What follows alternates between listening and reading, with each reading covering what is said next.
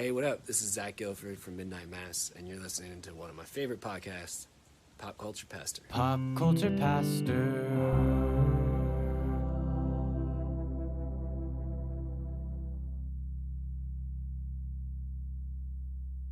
Okay, Cody. So I'm a little worn out because I just put on a trivia night at my church for the men's Christmas party. Whoop, whoop. That's a lot of work, y'all. I did not know what I was getting myself into. What's the answer? Jesus every time. No, no. There was one of them was the Passion of the Christ was an answer. Yes, but it was a well-rounded trivia game for church folk because I had some just regular pop culture. I mean, we're Pop Culture Pastor, and they put it. That was the name of the night. It was Pop Culture Pastor presents Trivia Thunderdome. Oh, my church is cool, y'all. Was there a Terrifier question? There was not a Terrifier question. I did have to have a limit. Was there a son-in-law question? We had to have boundaries. There was not a son-in-law question, but not because I'd have been opposed to it. I mean, there was Johnny Cash stuff in there. I had a Wayne's World question. So yeah, it was pretty well rounded. But props to people that put on those like trivia nights at like coffee shops and stuff, because man, that was a lot. I spent a better part of the last couple days on it. I'm a little embarrassed to say how much time I spent on it. I would have just stole one from the interwebs because I'm lazy. I mean, I had inspiration from the interwebs on questions for sure, and styles and things like that. But obviously the Christian pop culture part of it too, because I had to weave some of those questions in there for the church folk. Those were all questions by design because Creed and Switchfoot. Amazingly enough, Googling Christian pop culture trivia is not going to give you much. What? God's not dead. God's not dead 2. God's not dead 3. Nobody saw this.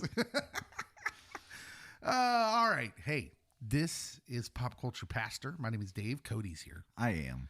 Also, Geek of the Round Table, Sir Jackson Chauncey, is also here.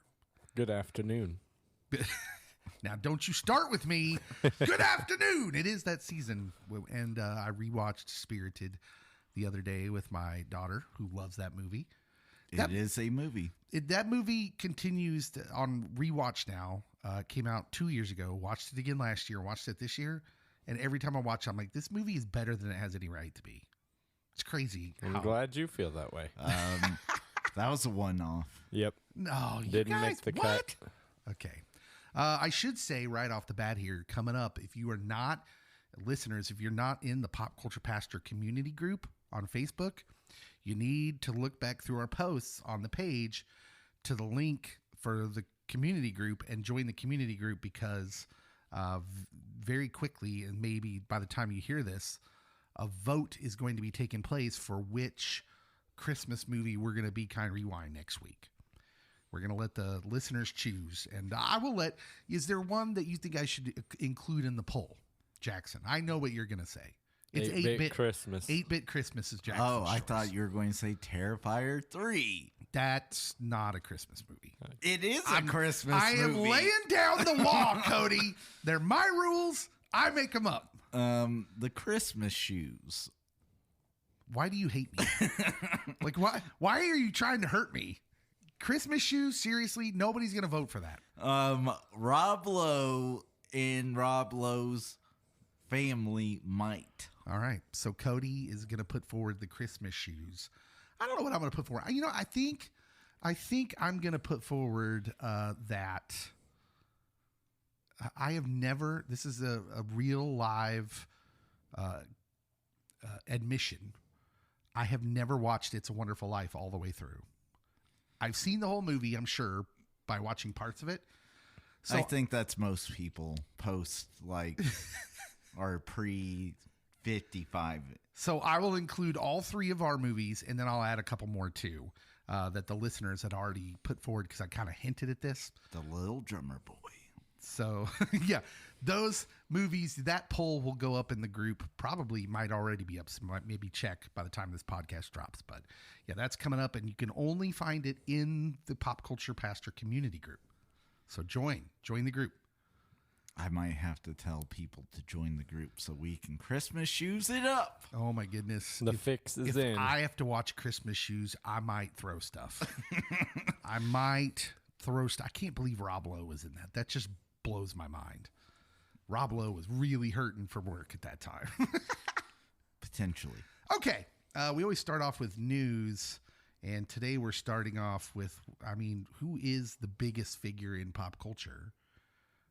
Her name is Taylor Swift. I was going to say T-Swift. The Eras Tour came to an end, Cody, and Be Still My Heart. She made the Eras Tour grossed a record $2 billion with a B, $2 billion in ticket sales, and that's not even where they make their money. They make their money off the merch. Everybody knows that. And everybody bought the merch. Yeah, her production company confirmed that to the New York Times, twice as much as any other tour in history. Twice as much. Like Metallica was like the champion of that for years. She made twice as much as the next closest. Like, do we have a word for what she is yet? Because she's bigger than anything, right? Ever. Right now. And Metallica eat fish. Why are they eating fish? Why are you throwing your pen? Because I have beef with Metallica, and every time they're mentioned. Every Napster-loving millennial does. I don't know why you wouldn't. Yep. Swift's team told the New York Times over 10 million people attended the 149 shows across 6 continents. And the average seat price of those 10 million tickets plus, $204. That's crazy. That's wild. I know people that contemplated going to Scotland to watch her perform. You know them personally. I know them personally. That it was cheaper for them to fly to Scotland, book a hotel, stay in Scotland, pay for the tickets, eat out in Scotland, than go to like her last show in the United States. Which was in Indianapolis. If you're not listening to Taylor Swift and Scottish, it's crap. Mike Myers might say. Yeah, it's a cultural phenomenon. So, Cody, why do you think this is? What is it about her music, this tour in particular, that resonates so deeply with people across generations and cultures? Like, it's not just younger generations. There's people all over the spectrum that love her. So there's a handful of things that are happening here. Part of it is she hadn't toured over a couple of albums, so she had a backlog. Then her catalog had also gotten purchased, and so she re-recorded her own music, so she owned the rights to it. And so there's all this build-up and hype around those albums, and then you have this huge mega world tour with all these set pieces, all these Easter eggs that she's dropping in the sets, in her clothing, in the lyrics. Quite literally, the Swiftie fans make comic book nerds look basic. Yeah. Is there a more passionate fan base ever in anything in pop culture than Taylor Swift? The Beehive was close. Forgot about the Beehive. Yes. Yeah, Jackson, are you a fan? Of you Taylor a Swiftie? Swift, I'm a fan of some of her music. Would I call myself a Swiftie? Probably not. I would call myself a Swiftie. And I'm married to a much bigger Swiftie. But when we talk passionate fan bases, where does Star Wars fans rank in that? Right underneath? They're pretty passionate. I wouldn't say, I don't think anything's to the level of Taylor Swift. I don't disagree. I mean, look at what she does just around her. I mean, she impacts the NFL. Yep. Like, NFL fans talk about her nonstop because they can't stop showing her on screen. She goes to a football game, and the broadcast can't stop showing her, which I get that that's annoying for some people, but, she can't help that. She just went to a football game. She's having a couple adult beverages, watching a game. See, I feel they've stopped that, though. Usually I have to ask Cody if she's even there. Yeah. I think they felt the backlash a little bit. Which I'm like, where is Taylor? That's what I'm like. Well, so she's kind of everything around her is sort of brilliant too, because she's got this eras to her, and each era kind of represents almost like a chapter in her career and life. Yep. And so, like, she has this very kind of storytelling approach to the way she runs her career. Why don't more artists do this? Why don't they try this? Why do you, clearly humans love storytelling. So I do think part of it is like a lot of artists don't write their own music, where Taylor at least writes part of the song, if not the whole song. And so do you think she's a good songwriter? Because like, I don't know who to believe. You know, obviously, because it's so passionate around her, I feel like the takes are more extreme. So, like, I don't know if I could go to any one song and be like, well, Bob Dylan, eat your heart out. But Bob Dylan couldn't sing. Bob Dylan couldn't sing. I do think that she does have quality, definitely upper echelon of her generation. But she would be mentioned in the all-time greats, just probably not in that top group or tier. Yeah. So I'm curious as to what you guys will think to this, because if we say that, yes, she's doing something quite different, because like when I listen to Taylor Swift music, and I don't want to make any Swifties mad because I think she's brilliant. I think she's a genius. But when I listen to her music, I don't think, oh, this is the most mind-breaking stuff I've ever listened to. But I get it that she has definitely done something that other artists don't do. So I'm not trying to break her down in any way. But there's clearly something she does that like other levels of entertainment should be able to take note of. Like, for instance, Disney with their franchises, Marvel and Star Wars, DC. What can they learn from the way she engages with her audience and builds her brand? Like, what... I'm curious to think, like, why are other parts of pop culture not like studying her? Because I think she's a genius. I think she's done something no one else has done to the extent that she's done it. And one of the smart moves is she doesn't flush everything out for you. That it's just there, and it creates a conversation, a dialogue. Like, oh, why? Like the meaning of the songs. Yeah, the meaning of the songs. Why did her dress change at this concert date compared to the others? I mean, people were talking about the most random things, and sometimes it was actually meaningful, and other times it was like, well, that was a weird trip down that rabbit hole. I think she really cares about her fans too. Mm-hmm. Whereas, like, you know, if you're talking about a movie company like Disney, who's handling the Star Wars brand or the Marvel brand, do they actually care about the fans?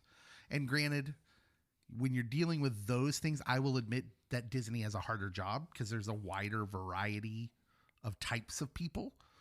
Although maybe that's not true. I feel like there's probably a lot of different kinds of people like Taylor Swift. Oh, yeah. How does she do it? She cares about her fans. She cares. It's not fake. I think she's like Tim Tebow in my book. Like impossible people that are just kind and nice. Probably equally good at throwing footballs too. Yeah. I don't know why we had to have such harsh Tim Tebow slander. He won a playoff game. Unfortunately, or fortunately. All right. Wow, I didn't know we were going to go there. I'm sorry, Tim Tebow. The first reactions to Kraven the Hunter, the new Sony masterpiece, are in. And they range, Cody, from critics calling it a knockout or a blast, while others are saying soulless, terrible. So it ranges. It's either, depending on who you believe, Kraven the Hunter is either a knockout or it's soulless. Kind of like Morbius. Like, there's people that swear up and down it's actually a good movie, and I haven't watched it because I can't bring myself to do it. Russ Milheim of The Direct tweeted this: Kraven the Hunter is exactly the film you'd expect at this point. The film doesn't understand a single character it tries to adapt to screen, and the whole movie often feels created by AI. Woof. I don't know anything that could be a more I'm going to say damning critique of something that's written other than someone saying it seems like it was written by AI, because AI doesn't write well, and it's super noticeable and it's super soulless. This guy says Kraven the Hunter is the perfect example to teach on film schools of how badly messed up your editing, story, and performances. There's only one good action sequence, but awful stuff. Glad this universe is ending. Did they say this is the last one? Yep. If this tanks, it's the last. It's no longer Morbin time. At Colton Ogburn on X says, I want my money back, and the screening was free. Hashtag Kraven the Hunter. Her web connects us all. But for me, it was another day, another Doug. Like Sony putting out a Spider-Verse film without Spider-Man. Yeah. I actually heard, and this makes a lot of sense to me, that all this is intentional. They don't care to make good movies. They're just making movies because there's something in like the contract when they bought Spider-Man and that the characters associated with them that they have to keep using the brand. Otherwise, it reverts back to Marvel. And so they just have to keep making movies, and they really don't care. They really don't care now, because the brand itself probably makes them money anyways. Oh, yeah. Spider-Man merch makes some money. So if this loses, a couple $100 million, who cares? I think that's why that Roger Corman Fantastic Four exists, for that same reason. Absolutely. That's a great example. I forgot about that. But that was why that movie was made, because they just had to do something with it. Quite literally, hire an indie director and use like $1 million budget and make something, and then right.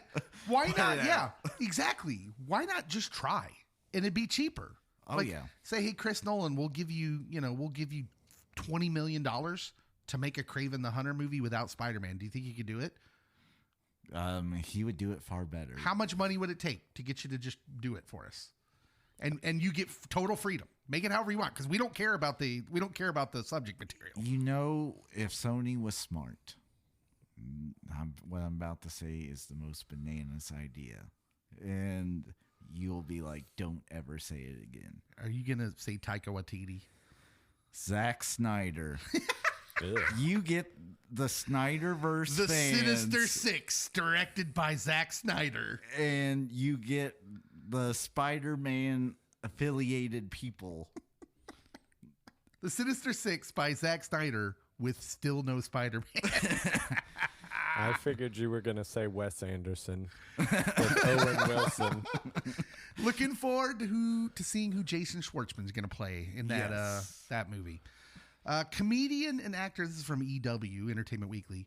Comedian and actor Rob Schneider says he's launching a new women's talk show to be the opposite of The View. It's going to be an alternative to The View with Whoopi and Joy Behar and some other people I don't know. He says, no apologies, media. My new company, we're going to do an all-ladies talk show that won't be like The View. It'll be the opposite, because this will be entertaining. It'll be funny, which I guess is a dig. Can we really call Rob Schneider actor or comedian?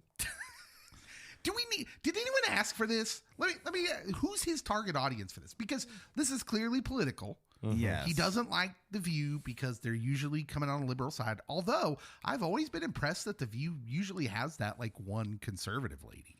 They've done a good job of trying to have like someone up there to be conservative to argue with. Yeah, and also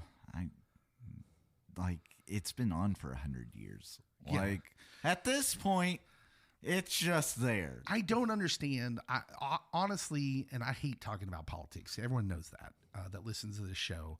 I honestly don't understand people's problem with The View most of the time, because they don't purport to be political experts. They're just ladies who have an opinion. That's it. I don't understand how anyone is threatened by Joy Behar because she has an opinion. And it's daytime television. Who's home to even watch it? right?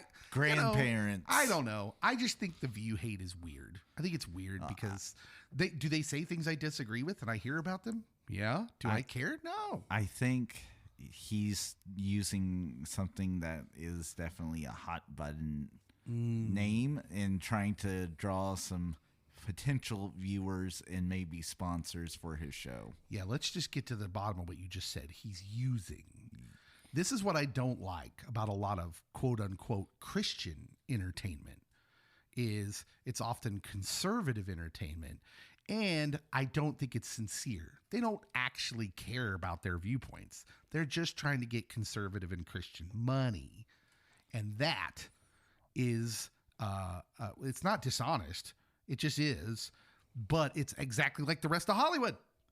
Yeah. Like you think it's something different and special because they're, having your view, but it's actually capitalism. That's all. And capitalist Cody can recognize it from a mile away. Jim Carrey did an interview. He's, that Sonic the Hedgehog 3 is coming out. Which I need to watch 1 and 2 so I can watch 3. You haven't watched? I thought you watched 1. No, I didn't watch either of them because they didn't have Shadow, but now Shadow's here. And so I probably need to know what's going on in the Sonic verse. Well, Jim Carrey told the Associated Press, I came back to this universe because, first of all, I get to play a genius, which is a bit of a stretch. And, it's just I bought a lot of stuff and I need the money, frankly. At least he's honest. Oh, James. Is Jim Carrey hurting, do you think? No. He's already made enough money. He's got that Mr. Popper's Penguins money. He's clearly never going to be that guy again, though, right? No. Like, he's just not. Well, so Sonic 2 was supposed to be like a retirement film. Like, he was done. But then... What's he going to do, though? He did say in a follow-up interview or later on in this same interview that he can't rule out being fully retired just because... there are certain projects that have certain people that he likes or certain storylines, and it might entice him to come back. But otherwise, he's just off on the sideline. All right. I don't want to dismiss the craft and all the work that goes into it, but I've always found it funny when actors retire. Like, I guess I don't view it in the same way as a quarterback or a basketball player. Like, you can't sit and read lines. Well, an actor who's like at the top of their game can like work for 3 months hard. Granted, like an actor's schedule's rough from when they're filming, but then it's 3 months and then they're done, or 6 months and then they're done, and then they can like not work for a few years and be fine if you're one of those bigger ones. I don't know. Yeah, it's interesting. It seems like it'd be more of a hobby that you just get to make a living off of. That's why I thought Jack Nicholson had been dead for 20 years. And then I found out he was just retired. Look at Betty White. I mean, she just kept making appearances in random movies and TV shows, and it was just for kicks and giggles. Yeah. Jim could do that. All right. That's all the news we have. It is time to play the movie game. The movie game coming up next. Don't go anywhere.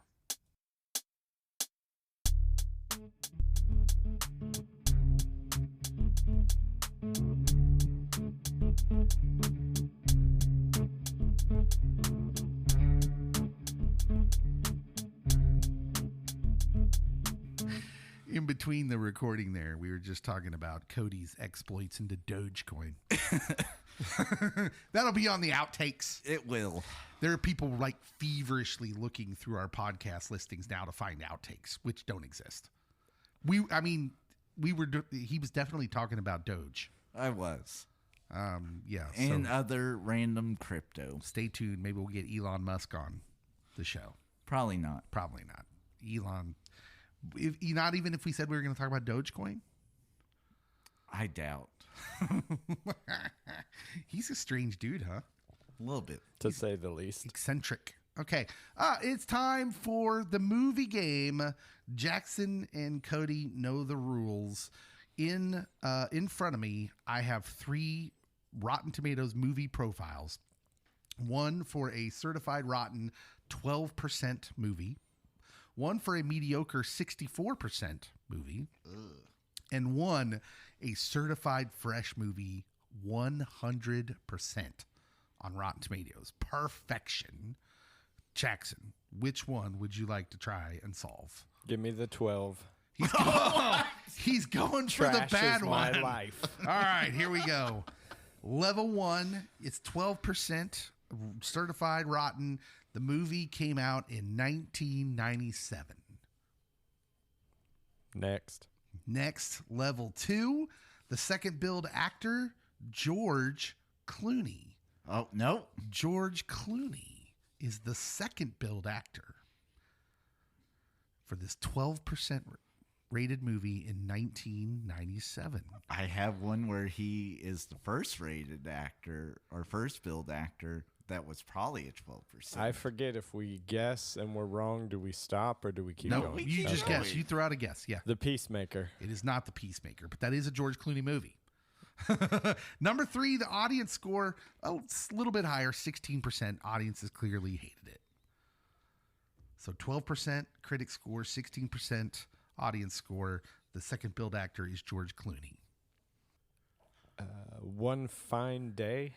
Also a George Clooney movie. I'm impressed with your knowledge of George Clooney movies. This is like weird how many George Clooney movies you're throwing out. Because like during this time, it's ER in like one movie I can think of. For Level George. 4, the top build actor is Arnold Schwarzenegger. Oh, I was right.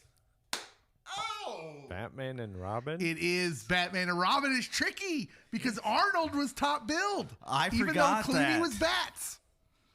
Yeah. Ooh. Felt like that was later in the 90s, but No, that was not. I was going to say, like in '97. That's the only thing I can think of with George is Batman. Yeah, I don't know when From Dusk Till Dawn. It probably comes out before that. It's I probably think like I've- 95-ish. Yeah. Eternal Sunshined that movie. So,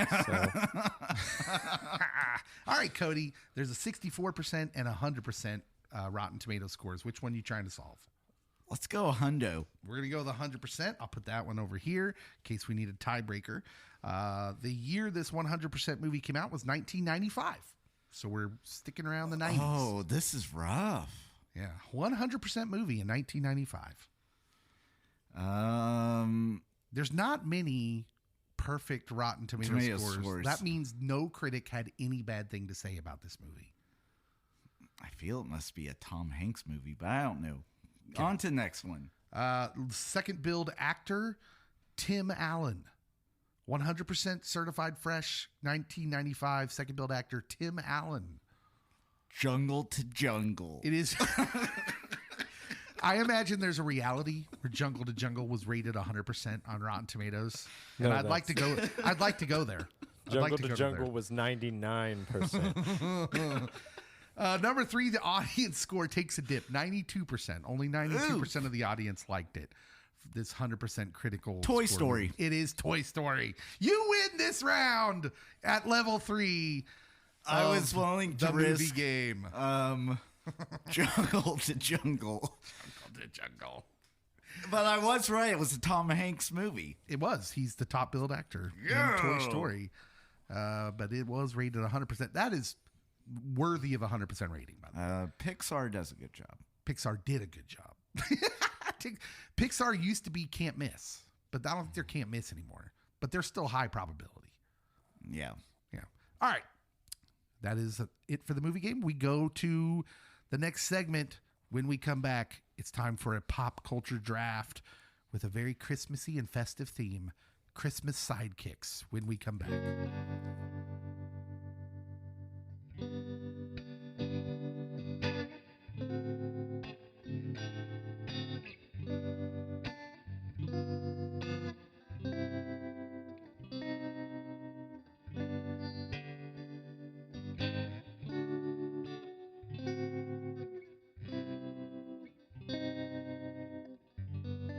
All right, it is pop culture draft time. The way this works is we pick a subject matter, and we have picked a subject matter. It is Christmas, either movie, television show, whatever, sidekicks. In the drafts, we usually leave it pretty open to your own interpretation. So we will draft 3 Christmas movie TV Christmas pop culture sidekicks. And then we have 2 specialty categories we'll get to. I don't want to tell y'all just yet because it's a surprise, but we know what they are. Are there any questions? Because I sensed there was some debate going on. Don't debate. Cody shouted me down, so I'd like to be on future episodes. So, but you don't have a question now? I thought we were going to talk about it on the recording. You can do it if you want. What I'm all was your about question? sabotaging this episode. This is interesting. What were you? Well, what? Wait, what? Why is Cody sabotaging an episode of the pod? it's probably a overthinking, but since some Christmas movies are repeated, if we select a character, can it be from the specific one we're referencing versus that character throughout several different movies? Yes. Yeah, I think so. I'll use one that's not on my list, Ebenezer Scrooge. Okay, so he's not a sidekick Well, anyway. But yeah, I see what you're saying. Okay. If there are multiple versions of the movie and multiple versions of that character, what I did, my choices are all the specific actor from the specific movie. Okay. So, yes, that might come up, but we're going specific to the movie itself. Okay. So, yeah. So that doesn't count as the same. It's got to be the same guy from the same movie played by the same actor. Gotcha. Okay. All right. So we're ready to go. The last thing to do is we spin the wheel to see who goes first because we do this random while. So here we go. We are spinning, and it is Jackson. Rude. Jackson will lead us off. I will hide the slice. Going second in our pop culture draft will be, sorry, Cody, it's me, Dave. I am sabotaging this episode. Cody is bent on sabotaging this episode. So, Jackson, you get to go first, my friend. Who is the first pick of the Christmas sidekick draft? Well, Dave, I've got to thank the pop culture pastor community for this one. It was one I hadn't thought of before. So I'm going to go with Ernest P. Worrell from Ernest Saves Christmas. Ernest P. Worrell. That's a solid pick. Now, you're going to have to explain to me how he's the sidekick. What movie is this from? Ernest Saves Christmas. Okay, you're going to have to explain to me how he's the sidekick in a movie with his name in it. I expected you might say that. Okay. The movie leads off with Santa. Mm-hmm. You meet Santa before you ever meet Ernest. Ernest only enters the movie as Santa's cab driver. Ernest spends the entire movie helping Santa find the new Santa or caring for his Santa sack. And then at the end of the movie, Ernest brings the sleigh to the new Santa and then end of the movie drives the sleigh for Santa. So it's not Ernest as the main character. Ernest is a sidekick in service of Santa. You know, it's been a while since I've seen that movie, but I don't really have an argument against that. And I'm kind of mad I didn't notice it till now. He mentioned it to me before, and I was like, that sounds like a sidekick to me. That was our gentleman's agreement, and I didn't participate in your discussion because I was like, I'm going to use this, and I can't give Dave all my secrets. I think that's a legit pick because as I think about the movie, and it's like, again, it's been a while, but I enjoyed that movie. Ernest kind of is the sidekick in that movie, in the movie with his name in it. Absolutely. By the way, it would be a crime to not mention how brilliant Jim Varney was. Just a brilliant dude. When are we getting that Ernest episode, Dave? I think we've been asking for it for years. An entire Ernest episode. All right. Ernest saves the pod. That is a good pick. Ernest P. Worrell for his first sidekick. My first pick, I'm just gonna start writing them down right now. My first pick is from National Lampoon's Christmas Vacation. That's right. I'm going with the chaotic Cousin Eddie, played by Randy Quaid. In National Lampoon, Cody's showing me his Christmas slipper with one of his lines on it. That's all we can say on the podcast, kids. What I love about Cousin Eddie, especially in that movie, is he's like, he kind of serves as the foil to Clark. Like, Clark is not happy he's there. He's very distraught. He doesn't like Cousin Eddie. It's clear. But Cousin Eddie is like this. He is a problem. You can see how Cousin Eddie would be an annoyance, but he's also like really sweet because, like, listen, he has unshakable optimism. He's like an American icon, frankly, of family dysfunction. He's all these things. Nobody rocks a robe and a cigar, while emptying out the RV toilet like Randy Quaid. And you just can't speak enough on a family member willing to kidnap your boss if it means saving Christmas. His heart is bigger than his brain, yeah. And because it's a sweet, and Clark realizes that. It's a sweet thing he does, even if it is, a federal offense. It's technically kidnapping. So, yeah, I'm going with Cousin Eddie, played by Randy Quaid, in National Lampoon's Christmas Vacation. Cody, you're on the clock. Oh, I didn't want to have to do this, but I'll do it. Wow. Already? Yeah. With the first pick? This is supposed to be the easy one. Reginald Bell Johnson, Sergeant Albert Powell. I'm a little mad. I nearly picked that just to steal it from you because I had a feeling. He's actually the top one I wanted. I just let him go because I didn't think anybody was going to pick him first pick. There's a little movie called Die Hard, and it's a Christmas classic. You can get an advent calendar with Nakatomi Plaza, and it goes down, or Hans Gruber goes down level by level each day. That's kind of neat. But anyway, Sergeant Al Powell is down on the ground trying to guide Bruce Willis or John McClane, help him any way possible, beat these terrorists that have taken over the plaza. And he just is a good guy. Yeah, he is. He's got big Twinkie energy, too. He does. He's all about the Hostess, the snack cakes. He reminds me a lot of Carl Winslow. Some may even say same character. Some people may even say that Cody is my Sergeant Al Powell. Yes. Many times on the pod, I have said, "Welcome to the party, pal."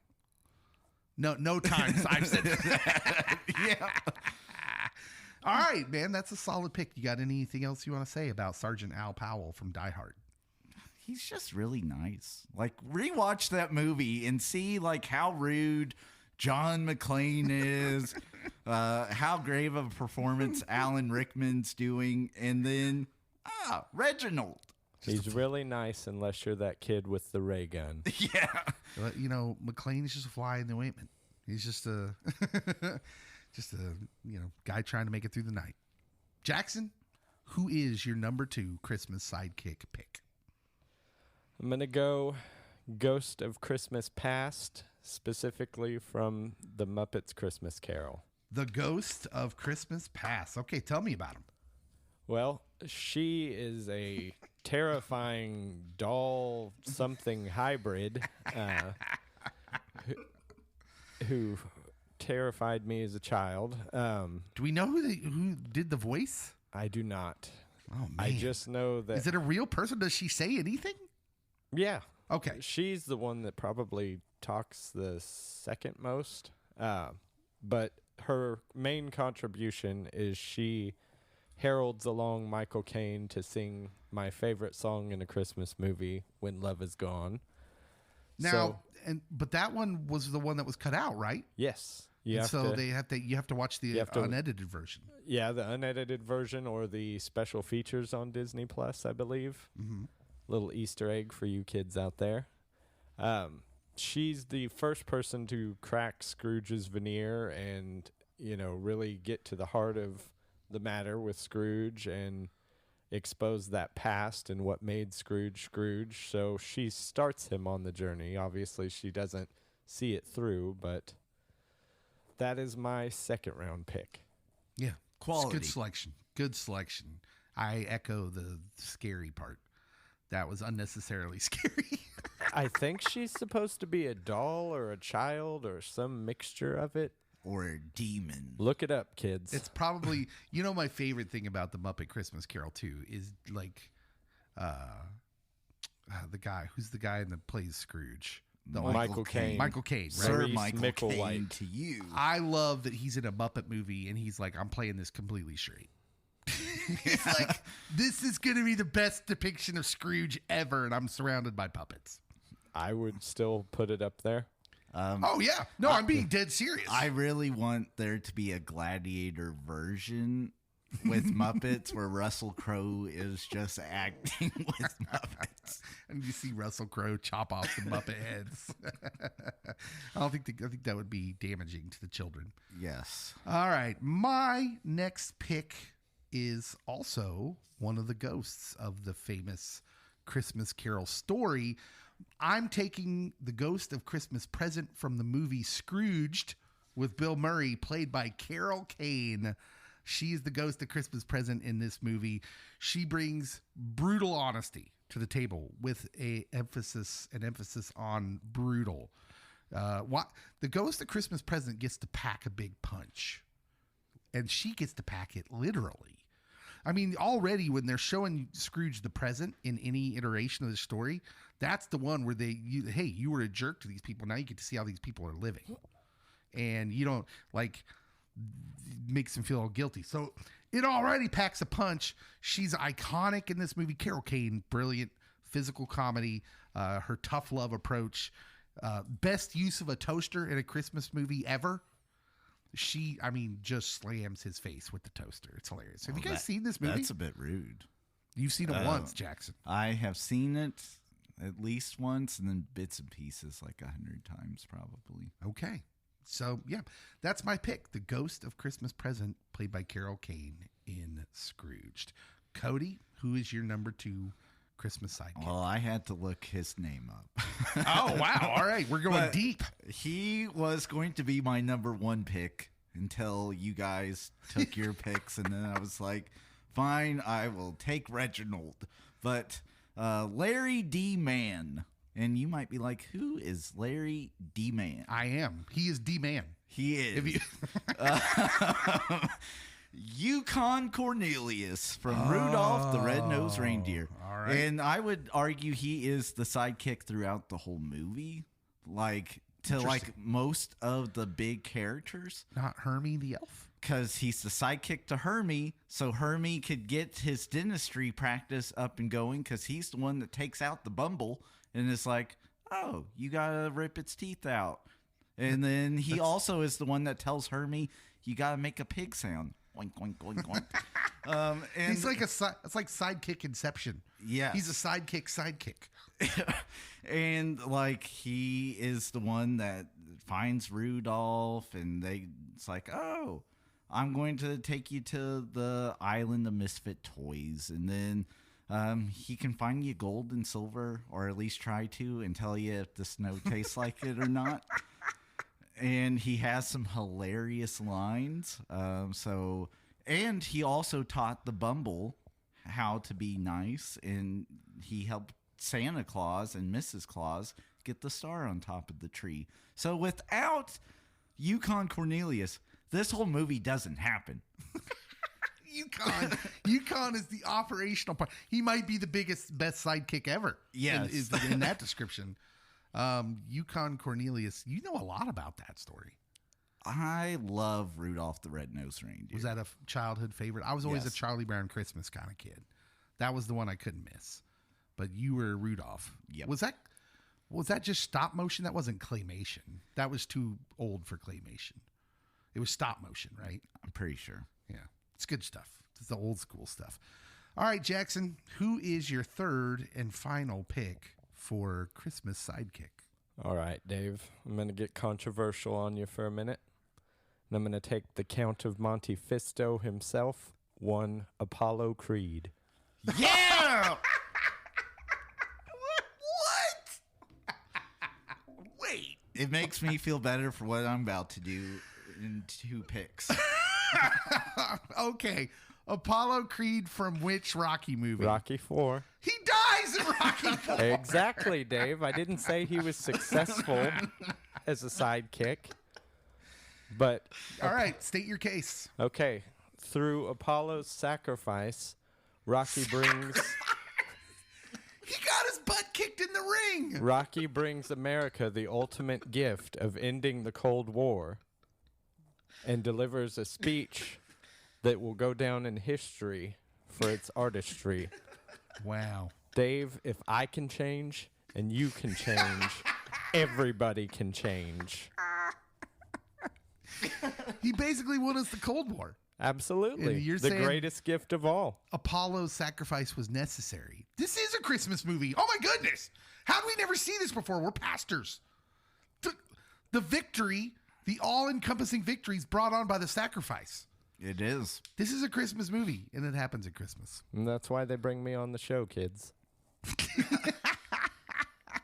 All right. Jackson's pick, Apollo Creed from Rocky IV. Rocky IV is a Christmas movie. You could tell because, the decorations are up, right? And the robot's And wearing the Santa hat. the announcers mentioned that it's Christmas Eve, the night of the fight. Have they ever really had a huge boxing match on Christmas Eve before, or is that just a Rocky thing? Can you think of a big sporting event that's ever happened on Christmas Eve?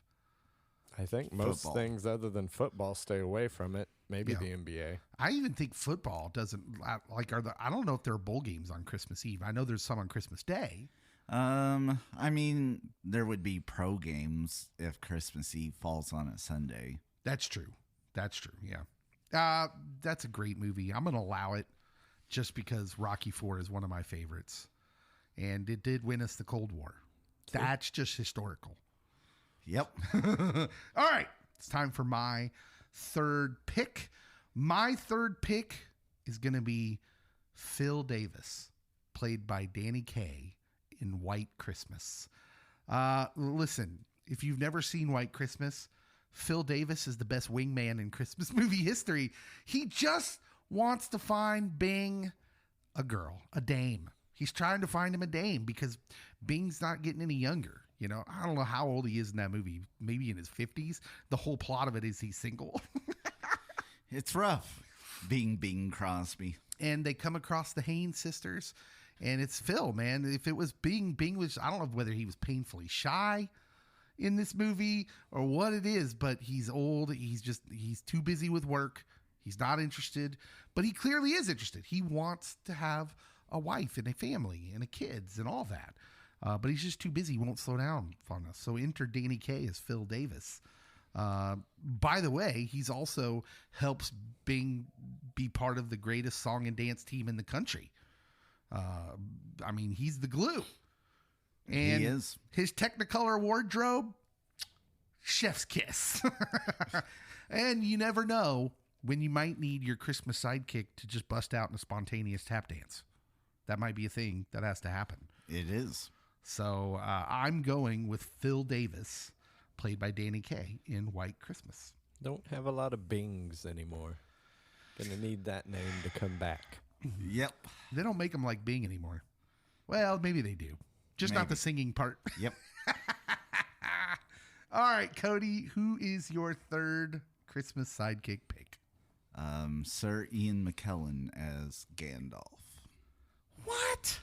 Fellowship of the Ring, baby. It's a Christmas movie.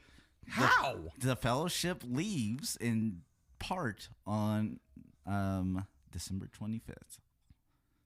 The Fellowship is a Christmas coming of age. When story. does it say that? It says it Where? In the book? probably. You don't even know. I do know. It's a lot of pages, Dave. It is. And also, I can't rewatch everything. My goodness. Can't do it all. I need more clarification. How, why, Chris, why would the calendar even exist in Middle Earth? It does, because, let's see. The Fellowship of the Ring begins December 25th, the year 3018 of our Lord. 3018. So, yes, it is a Christmas movie. Gandalf is the ultimate sidekick because clearly Frodo is the hero. He's the protagonist. He's the protagonist that you have to protect. And just like Well, Apollo. the entire fellowship is really a sidekick. Well, Yeah. I'm going Gandalf singularly on this because, like Apollo, he bites the dust at the end of this one. I'm going to be on record as saying this is a stretch, But again, I'm going to allow it because I think you've presented significant evidence to why this is a Christmas movie. It's pretty loose, but it's a Christmas movie. There's celebrations. And because he's going to come back to you at the turn of the tide. Yep. Because that's what Gandalf does. And goodbye, Gandalf the Gray. Hello, Gandalf the White. What is it about Sir Ian McKellen, too, that just, he'd make a good Santa? Why hasn't he played Santa? He's just got that gravitas.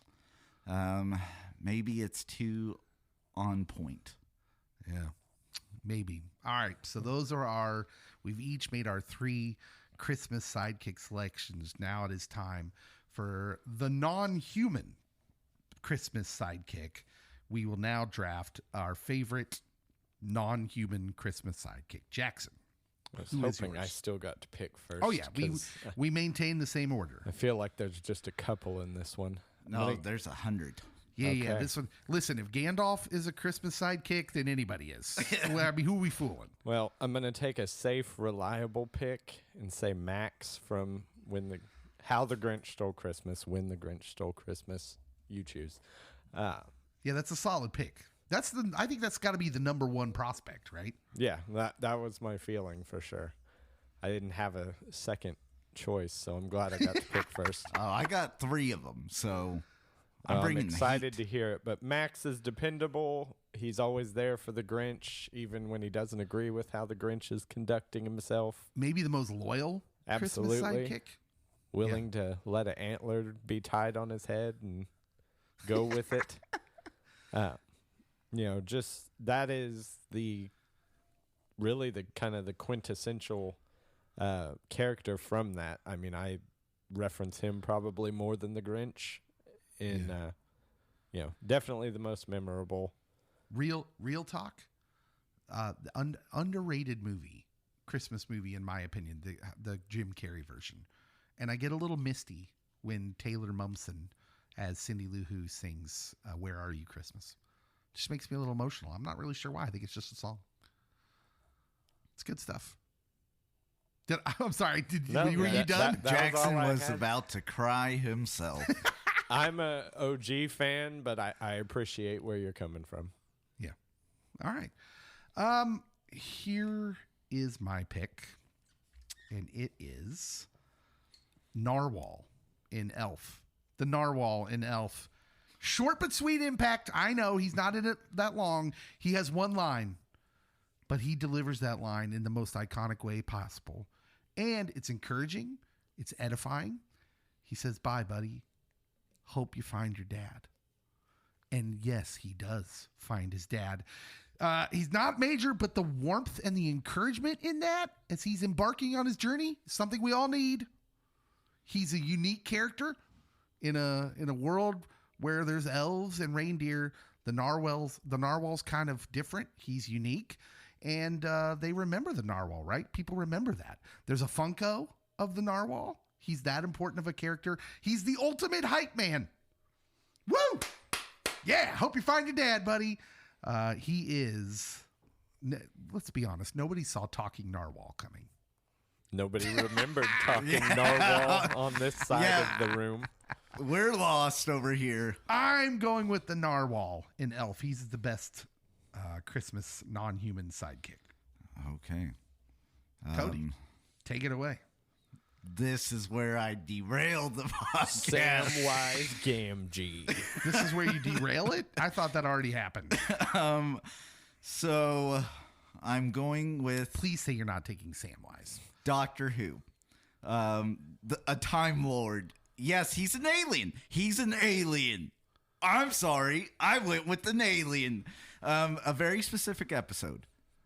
The Doctor, the Widow, and the Wardrobe. So it's a C.S. Lewis kind of take on Doctor Who. They do a Christmas special episode every year. I nearly said Charles Dickens as a character because he's in an episode Doctor Who for Christmas.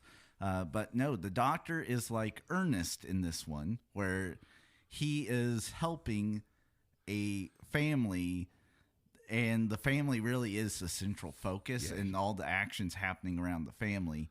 He's just there in this wardrobe that is a magical world somewhere else. And so Matt Smith is the doctor in this one. And Matt Smith. I didn't know where that was going, but I kind of like the direction you took it in. Aliens! And you get your Morbius reference for the episode. It's Morbin time. I think Matt Smith would like you to forget he's in that movie. Probably. House of the Dragon time. I think that makes for a good holiday episode of a TV show when they kind of pull him to the side and make him not the central figure, when the guy that's normally the central figure. I think that's especially in the Christmas episode. That's just good when they introduce this kind of new foil and the kind of Christmas stuff revolves around them. That's just good. That's a trope, and it's a good one. I enjoy it. Yeah, good pick. I'm not mad at that pick at all. Derailing the pod. You didn't derail nothing. Jackson, it's time for the next category, our last category, but this is a special one because I didn't want to have all this Christmas fun and talk about sidekicks without talking about someone who ends up being a sidekick in a lot of these movies. But this one he needed his own category. Who is the best Santa Claus? The best depiction of Santa Claus in pop culture. Jackson, you get the first pick, so you will make a selection. I'm going to re-rail the podcast. I don't know what that means. I don't think it's a real word. And say... Sounds a little naughty. It was actually a choice I wouldn't have made like a week ago, but I finally checked out his movies. Kurt Russell. Christmas Chronicles. Part 1 and Part 2. He gets his Kurt Russell reference in there. Kurt Russell from the Christmas Chronicles? Yes. Yeah. It was a movie I had honestly ignored because I felt like Kurt might have finally sold out. But after watching them, he at least is a delight as Santa Claus. He's got musical numbers where he can still get after it on the mic. He's all-seeing, all-knowing, all-powerful, which I didn't anticipate for Santa.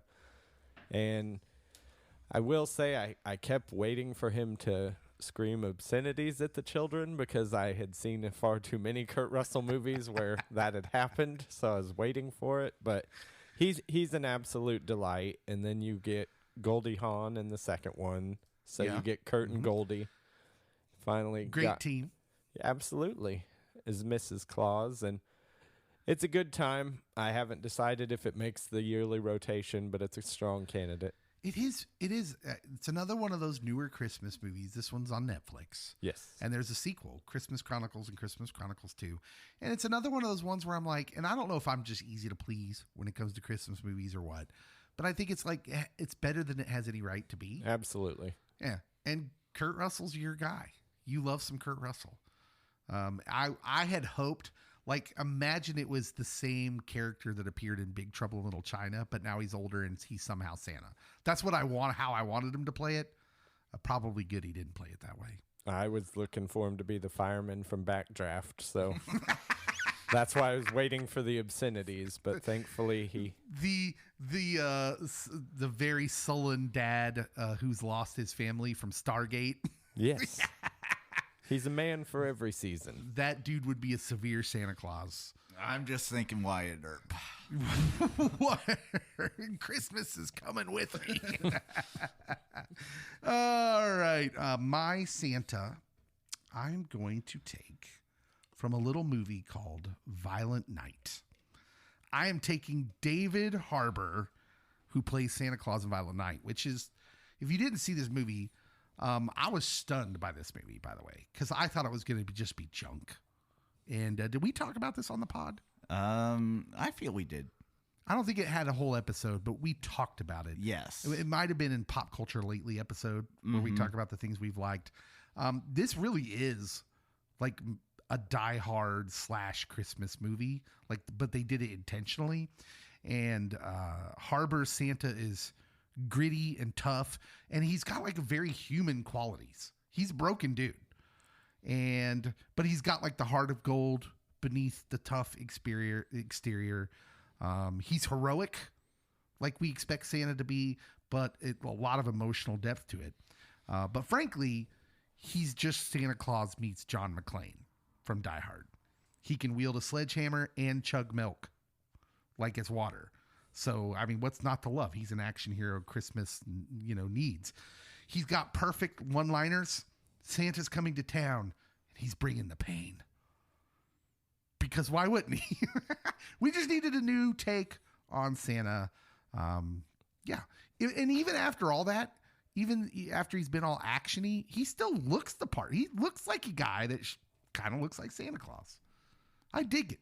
Not like Santa from Red One. No, he does not look like that guy Santa. I've noticed that no one has selected any Red One characters. It was tempting. You wanted to take The Rock, didn't you? I wanted to take the whole cast and crew. But that would have derailed too much. Cody, who is your best Santa? So I'm going with, in the vein of, that there's all these Santas around, and they're really just like Santa's helpers out here in the United States during the Christmas holiday season, because he's back at the North Pole. Yeah, he's doing his thing. And so going that route, and I know what you're thinking. Are you taking Santa from Home Alone? No, I'm not. I'm going with Art the Clown. Oh my gosh. Terrifier 3. I was expecting Billy Bob Thornton, so that was a nice diversion. Terrifier 3. So in this movie, Art runs into a guy that is dressed as Santa, has a whole interaction with him. It's hilarious. It's great. Daniel Roebuck, guy that was popular in the 80s and 90s as like just that guy in like movies and TV shows. He is the one that starts off as Santa. Well, he meets his demise, unfortunately. No spoilers. As do a lot of people in the Terrifier movies. Yep. And so Art the Clown takes over, and he goes to a mall, and he's handing out toys and stuff. And okay, how's he the sidekick? He's a Santa. It didn't say sidekick in the description. Oh, you're right. Okay, this is a specialty category. Yeah. So he literally takes on the mantle of Santa in Terrifier 3. This sounds like the worst movie ever. No, it's maybe one of the best in the horror genre.